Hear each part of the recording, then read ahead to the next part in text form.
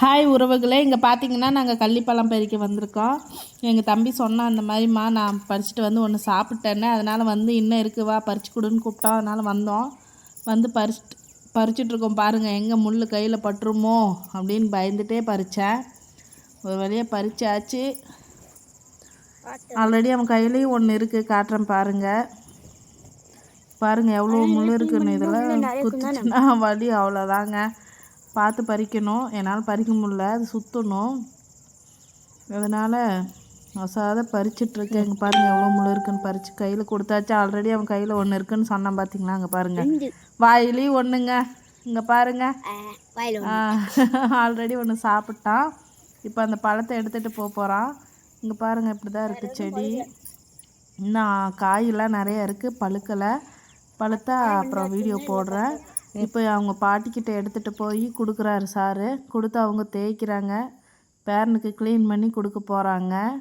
அந்த முள்ளெல்லாம் இருக்குது சொன்னன்னு. அது கையில் ஏறிச்சுன்னா நம்ம கண்ணுக்கே தெரியாது, பிடுங்க முடியாது. பேரனுக்கு அங்கே பாருங்கள் க்ளீன் பண்ணி கொடுக்குறாங்க.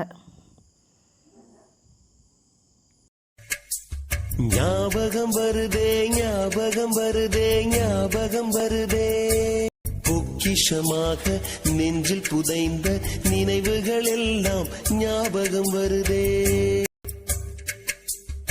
ஏதோ ஒன்றை தொலைத்தது போலே, ஏதோ மீண்டும் பிறந்தது போலே, தாயே என்னை வளர்த்தது போலே, கண்களினோரம்.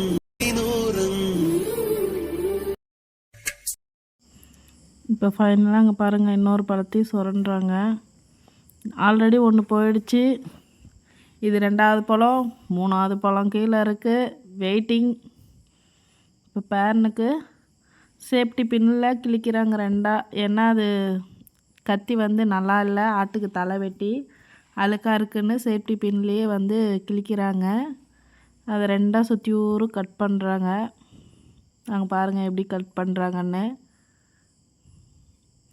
உண்மையிலேங்க நாங்களாம் சின்ன பிள்ளையா இருக்கும்போது ஆனால் நிறையா சாப்பிட்ருக்கோம். இவ்வளோ சின்னசாக இருக்குது, அப்போலாம் எவ்வளோ பெருசாக இருக்கும் தெரியுங்களா.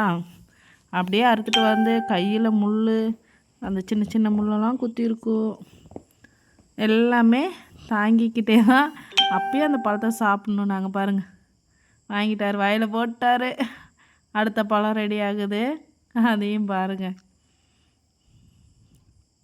அடுத்தது க்ளீன் பண்ணுறாங்க.